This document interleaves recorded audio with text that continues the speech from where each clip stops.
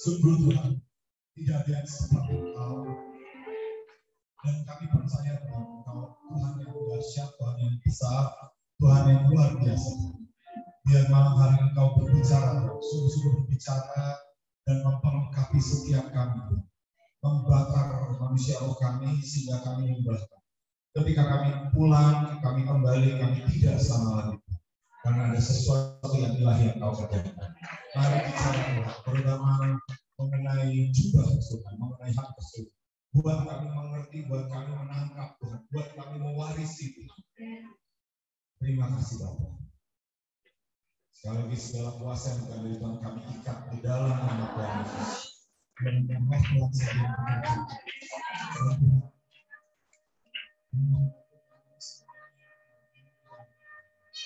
kami dengan kasih karunia dari yang Kau yang berbicara, Kau melatih juga lidah di firman-Mu sehingga dapat disampaikan dengan sesederhana mungkin dan sejelas mungkin sesuai apa yang Kau ingin. Terima kasih Tuhan, karena Roh Kudus Kau tidak kita bisa. Dalam nama Tuhan Yesus, kita semua yang mau belajar dan diperlengkapi Tuhan hari ini berkata, selamat malam Bapak Ibu. Ya. Silakan duduk, nama saya Daniel Teddy. Ya, saya akan membahas mengenai jubah kesulungan. Ya, siapa yang mau mewarisi jubah kesulungan? Ya, ada nggak? Ya, atau biar orang yang lain aja mewarisi jubah kesulungan? Ya, halo, selamat malam. Ada yang bisa dengarkan saya? Yang di belakang bisa dengarkan saya nggak? Ya, berapa banyak saya tanya sekali? Berapa banyak yang mau mewarisi, mau mengenali? Apa itu jubah kesulungan? Boleh tolong angkat tangan, bahkan lambaikan, ya. Jadi kita hari ini sama-sama belajar, ya. Dan saya mau berkata Bapak dan Ibu ini dalam beberapa hal ini termasuk yang sulung, ya. Kenapa? Karena Tuhan itu mengutus hamba Tuhan dari Nigeria ini sekitar 3 bulan, ya, ke Indonesia, ya. Dan saya mau berkata Bapak dan Ibu, ini adalah kota pertama, ya, di mana Tuhan itu buat. Tuhan perintahkan di mana hamba Tuhan Pastor Yosef ini untuk melayani. Ya, jadi Bapak dan Ibu yang sulung, ya, wah, ya, tapi pokoknya yang sulung. Nah, apa yang disebut yang sulung Bapak dan Ibu? Nah, mari kita pelajari, ya, karena kalau enggak Bapak dan Ibu, hak kesulungan itu akan pindah ke yang lain. Ya, siapa yang mau hak kesulungan itu pindah ke yang lain? Ya. Nah, Dokter Lian ini yang paling penasaran, ya. Oke, kita mulai. Ya, saya bacakan. Ya, kalau bisa ditampilkan boleh, tapi saya bacakan dari Kejadian 1 ayat 26 dan 28. Ya, 26 dan 28, 27-nya saya lewat. Ya. Jadi ini adalah tujuan Tuhan menciptakan manusia, menciptakan kita semua. Ya, Kejadian 1 ayat 26 dan 28. Berfirmanlah Allah, baiklah kita menjadikan atau menciptakan manusia menurut gambar dan rupa kita. Supaya apa? Supaya mereka berkuasa atas ikan-ikan di laut dan burung-burung di udara dan atas ternak dan atas seluruh bumi dan atas segala binatang melata yang merayap di bumi. Allah memberkati mereka, 28. Lalu Allah berfirman kepada mereka, 21, beranak cuculah dan bertambah banyak, penuhilah bumi dan takut karena itu, berkuasalah atas ikan di laut dan burung-burung di udara dan atas segala binatang yang merayap di bumi. Ya, jadi saya singkat saja. Ya, menurut destiny Tuhan atau destiny itu tujuan Tuhan. Ya, ketika manusia itu diciptakan, ya, pertama itu supaya apa? Ya, nomor 1 ini menurut saya kalau kita baca dari Alkitabnya, ini kita diciptakan ini supaya apa? Supaya jadi serupa dan segambar dengan Tuhan. Amin. Ya, siapa yang percaya ini katakan sama-sama. Jadi segambar dan serupa dengan Tuhan. Amin. Ya, jadi segambar dan serupa itu bukan luarnya. Ya, jadi bagaimana supaya kita menjadi segambar dan serupa dengan Yesus? Pasti bukan seperti itu. Ya, tapi terutama apa?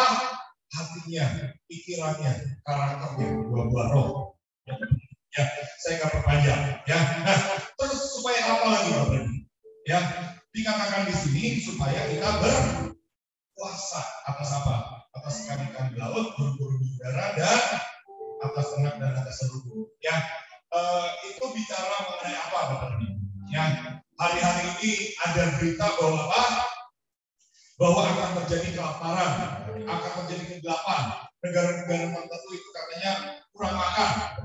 Dan ini benar-benar sudah mulai terjadi. Ya, hamba Tuhan yang dari Nigeria ini, Pastor Joseph itu, saya tanya, ya kamu kenapa sih? Nah, istilahnya kirim uang aja ke Nigeria. Oh nggak bisa, di Nigeria itu nggak bisa terima uang. Ya kenapa? Karena mau ada pemilu, ada partai politik saling bertentangan, sehingga lalu lintas uang itu dibekukan. Ya cuma bisa narik hanya 1.000 naira. Ya, nah. Jadi gimana? Kita ini harus punya kuasa. Ya, ikan ini bicara mengenai apa? Ikan ini bicara mengenai jiwa-jiwa dan bukan sekedar ikan asin, bukan sekedar asin, tapi jiwa-jiwa. Amin. Ya, jadi ketika kita panggil jiwa-jiwa itu akan bisa turun supaya apa? Supaya melakukan kehendak Tuhan. Ya, ketika kita datang ke sini, Bapak dan Ibu, kita berdoa supaya apa? Supaya Tuhan menggerakkan malaikat. Supaya apa? Banyak jiwa-jiwa yang terus apa? Ya, ini burung-burung ini bicara orang yang punya karunia kenabian. Tapi saya nggak perpanjang. Ya, ternak ini bicara mengenai apa? Mengenai donatur. Ya, kita juga perlu donatur. Karena apa? Ternak itu menghasilkan daging. Ternak itu menghasilkan susu. Nah terus ada apa? Ada binatang layak, pelacak yang layak di bumi. Ya, Yesus itu ketika di bumi berkata ada yang namanya keturunan ular beludak. Kenapa? Karena di dalam mereka ada roh ular beludak. Fisiknya mereka sama manusia, tapi di dalam mereka ada roh ular beludak. Jadi harus apa? Harus dikalahkan. Bukan orangnya, tapi rohnya. Ya, jadi gimana contohnya? Nah, menurut saya, ya, ketika saya renungkan, orang seperti apa yang kira-kira segambar dan serupa dengan Tuhan Yesus. Ya, kalau Bapak dan Ibu baca sejarah di luar negeri, ya, ini yang contoh-contoh ini yang saya rasa Bapak dan Ibu dapat cari dan bisa cek dengan mudah. Ya, ada yang namanya Bapak Bill Graham, misalnya terkenal karena karakternya baik, terkenal karena apa?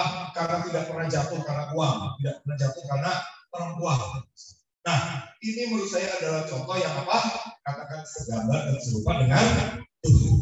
Ya, terus ada lagi, misalnya berkuasa atas ikan-ikan. Misalnya apa? Misalnya ada hamba Tuhan namanya Reinhard Bonnke. Pernah dengar nggak? Hamba Tuhan namanya Reinhard Bonnke. Ya, Reinhard Bonnke itu dari Jerman. Ya, kalau Bapak dan Ibu sebut opung, ya ada yang disebut opung itu hamba Tuhan dari Jerman. Ya, opung apa? Opung Mensen. Nah ini Pak Reinhard Bonnke itu juga dari Jerman, tapi melayani di Afrika. Ya, dan selama kira-kira 40 tahun melayani, ya itu kalau beliau melayani itu kakak-kakaknya itu penuh dengan jiwa-jiwa, penuh dengan lautan, namun kadang-kadang itu kalau KKR itu yang dari itu 1 juta jiwa. Ya, bahkan pernah ada sampai beberapa juta jiwa. Nah, ini namanya berkuasa atas ikan. Ya, terus apa lagi misalnya? Yang beranak cucu dan bertambah banyak. Nah, ini contohnya apa? Yang bukan anak jasmani itu saja. Ya, contohnya apa? Ya, contohnya ada gereja-gereja yang bertumbuh secara besar. Ya. Misalnya kalau Bapak dan Ibu mendata, ada gereja misalnya yang katakanlah Mafata HKBP, biasanya terkenal, jumlahnya banyak. Ya, itu juga memang termasuk beranak cucu. Tapi kita bicara mengenai apa? Beranak cucu itu artinya memberikan, mengajar. Nah, ini artinya apa? Artinya kita itu mengerjakan hak kesuburan. Bukan sekedar istilahnya apa? Bukan sekedar kita pakai jubah, pakai baju, misalnya anak sulung. Tapi kita tidak mengerti. Tapi kita harus belajar. Ya, misalnya kalau Bapak dan Ibu pelajari anak sulung Injil. Injil itu kalau di Indonesia pertama kali masuknya di mana? Ya, saya pernah baca. Ya, ada yang mendata katanya masuknya di Barus. Ya, Barus itu termasuk mana? Sumatera Utara sebenarnya. Jadi apa? Ya puji Tuhan, ya. Tapi Injil atau hamba sulungan itu harus dikerjakan, ya. Dikerjakannya di mana?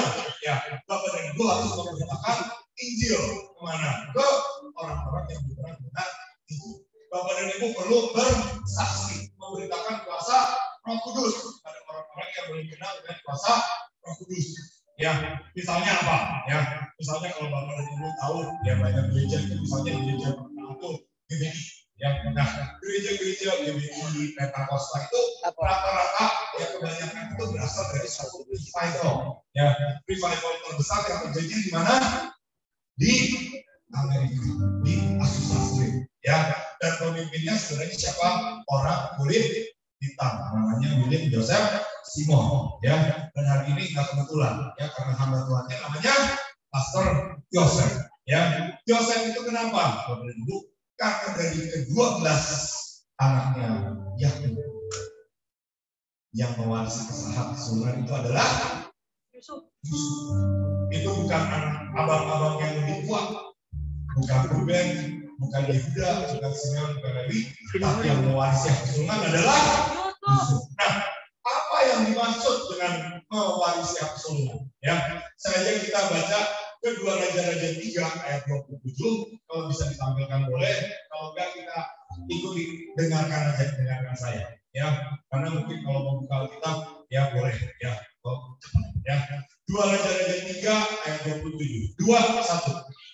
Kemudian ia mengambil anak yang sulung yang akan menjadi raja, menggantikan dia, lalu mempersembahkannya sebagai apa? Sebagai korban di bakaran di atas tabur. Tetapi kegusaran besar menimpa orang Israel sehingga mereka berangkat meninggalkan dia dan mengikuti mereka. Nah, saya mau ceritakan gini ya, kalau Bapak dan Ibu mau pelajari silakan ya. Ini perlu waktu untuk mempelajari ya, tapi saya singkat saja ya. Jadi intinya gini, apa yang dimaksud dengan anak sulung? Ternyata anak sulung harus bisa menggantikan bapaknya. Ya, jadi kalau misalnya apa? Bapaknya mengerjakan ladang, ini harus bisa menggantikan bapak. Kalau di kita ini apa yang terjadi? Ini raja ini akan digantikan oleh anaknya. Tetapi dalam kisah ini terjadi apa? Terjadi peperangan. Dan raja ini sebenarnya sudah tergesa. Lalu gimana? Nah, ini dia pakai kuasa gelap. Yaitu apa? Dia mempersembahkan anak sulungnya kepada ilah yang dia sembah. Dan itu adalah persembahan yang paling berharga. Sama seperti apa? Seperti Abraham mempersembahkan Ishak. Betul, Dokter Lia. Seperti apa? Seperti Bapak mempersembahkan Yesus. Hari ini apa yang berharga buat Bapak? Pertanyaannya, maukah Bapak dan Ibu menyerahkannya, meletakkannya? Supaya apa? Supaya kehendak Tuhan bisa terjadi. Supaya orang-orang bisa dimenangkan. Supaya Injil bisa diselamatkan. Contohnya siapa? Misalnya contohnya sederhana. Pastor Yosef. Pastor Yosef ketika disuruh ke Indonesia, itu sebenarnya beliau belum punya uang. Tapi beliau itu bayar harganya. Bikin visanya, bikin paspornya, bikin urus di tiketnya. Dan tiba-tiba singkat cerita Tuhan gerakkan supaya apa? Supaya membiayai perjalanan Pastor Yosef supaya bisa sampai ketemu dengan Bapak Ibu. Apakah itu bukan merupakan mujizat? Mungkin ada yang berkata itu biasa saja, tapi menurut saya itu adalah suatu mujizat. Bagaimana Tuhan memimpin, memelihara, mencukupkan sampai Pastor Yosef bisa ada di tempat. Pastor Yosef udah berapa lama di sini, teman? Udah sekitar 3 bulan. Ya, sekarang saya tanya, ada nggak yang mau tinggalkan keluarga 3 bulan di Injil? Boleh angkat tangan. Ya, mungkin kita berkata apa? Ya, kalau disuruh Tuhan, kumpul nggak kumpul asal makan, ada katanya begitu. Ya, ada pembahasannya. Ya, tapi kalau kita ini mau menjadi anak sulung, kita harus belajar. apapun itu kehendak Bapa kita harus lakukan. Amin. Amin. Amin. Kalau kehendak Bapa kita pergi ke Jawa, pergi ke Aceh, pergi ke Padang, kita belajar, turut belajar. Amin. Siapa yang setuju? Coba lambaikan tangan. Ya. Kenapa? Karena kita harus belajar mengenalkan pendahulu kita. Terutama siapa? Terutama Yesus. Ya. Nah, sekarang, apalagi tugas daripada anak sulung? Yang misalnya menggantikan Bapak, ya, menggantikan Bapak kan tugas Bapak apa? Ya, tugas Bapak itu kita lihat di 1 Tawarik 5 ayat 2 dan 3. Ya, 1 Tawarik 5 ayat 2 dan 3. Ya, saya bacakan 2, 1. Memang Yehuda lah yang lebih saudara-saudaranya, bahkan salah seorang dari antara menjadi raja. Tetapi apa? Tetapi hak sulung itu ada pada Yusuf, anak-anak Ruben, anak sulung Israel. Ialah ini. Jadi gini, yang saya mau berkata, anak sulung itu bukan sekedar siapa yang pertama. Kenapa? Karena kalau diurut yang pertama lahir itu harusnya Ruben, Simeon, Lewi, Yehuda. Baru ke istri yang kedua, yaitu Yusuf. Tapi kenapa hak keseluruhan, jubah keseluruhan itu tidak bisa tinggal pada Ruben? Karena Ruben tidur dengan apa? Tidur dengan istri bapaknya. Dan ini perbuatan yang sangat kurang ajar. Kalau Simeon, Lewi, kenapa? Simeon itu Lewi ada tertulis ya, kalau nggak salah Musa apa Yakub ya, menulis bahwa apa? Terkutuklah kemarahan. Siapa yang di sini suka marah? Ada nggak? Nah, kalau marah suka marah, kita harus bertobat. Ya, penakut juga harus bertobat ya, karena ada ayat yang penakut tidak bisa kerajaan surga, tapi pemarah juga harus bertobat. Kenapa? Karena di Perjanjian Baru Alkitab berkata bahwa pemarah itu sama dengan pembunuh.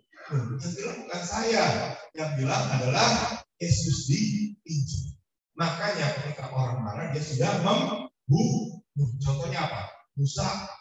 Contohnya apa? Simeon, Lewi. Ketika apa? Ketika adiknya diperkosa, dia membunuh orang-orang Hemor, orang-orang Sikem. Ya, jadi apa? Jadi kita harus kalahkan kemarahan. Ingat di kiri kanan, coba kalahkan orang kemarahan. Jadi orang yang sabar. Ya, beberapa tahun yang lalu saya pernah kembali ya, saya tadi cerita sama Dr. Lia. Ya, dan ketika saya itu membagikan gini ya, berbagi begini, saya digerakkan Tuhan. Ya, coba siapa yang mau alkohol? Ya, saya panggil sekali, nggak ada yang maju. Ya. Terus saya panggil 2 kali ini, jangan saya salah dengar, ya. Saya rada malu juga. Saya mau taruh di mana? Kata Tuhan, kita taruh di situ. Aku mau di sini. Ya. Terus kedua kali nggak ada yang maju lagi.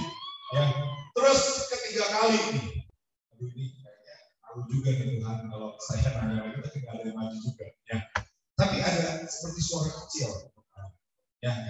Coba kamu tanya siapa yang pernah mengalami kekerasan dari suami atau bapak, ya. Dan tiba-tiba itu kayak pecah, ya. Pokoknya setelah itu pendamping. Nah sekarang saya mau tanya, siapa yang pernah mengalami kekerasan dari istri? Istri boleh, dari suami atau dari bapak? Boleh katakan? Nah, kita lepaskan pengakuan. Jangan sampai roh itu menghambat kita untuk apa? Untuk mengerjakan dan mewarisi apa? Hak kesuruh. Ya. Nah, terus apa yang dilakukan lagi? Ya, ayatnya di Kejadian 50 ayat 21. Kalau bisa ditampilkan boleh. Ya, Kejadian 50 ayat 21. Baca sama-sama 21. Jadi janganlah takut, aku akan menanggung makanmu dan makan anak-anakmu juga. Demikian Yusuf menghidupkan abang-abangnya dan menangkan hati mereka dengan perkataan. Jadi gini ya, Yusuf itu ya sekalipun udah ditindas Sekalipun udah dibuang ke dalam sumur, dia tidak membalas kejahatan dengan kejahatan. Tapi Yusuf itu membalas dengan kebaikan, membalas dengan kemakmuran. Jadi inilah yang dimaksud mengerjakan hak kesulungan. Misalnya apa? Misalnya kalau dalam suami istri dalam keluarga, harusnya yang sulung itu siapa? Harusnya yang sulung itu suami sebagai ibu. Tapi kalau suami tidak mengerjakan bagiannya, misalnya maaf kata main tangan, misalnya, ya istrinya gimana? Ya istrinya ya bisa tetap mengasihi, karena itu artinya mengerjakan hak kesulungan. Siapa yang mau? Coba angkat tangan, angkat tangan. Ya. Setelah itu gimana? Setelah itu masih tambah lagi memberkati dan memberi makan abang. Siapa yang mau mengerjakan hak kesulungan? Ayo, coba angkat tangan mereka. Bayangin, udah dibuang, udah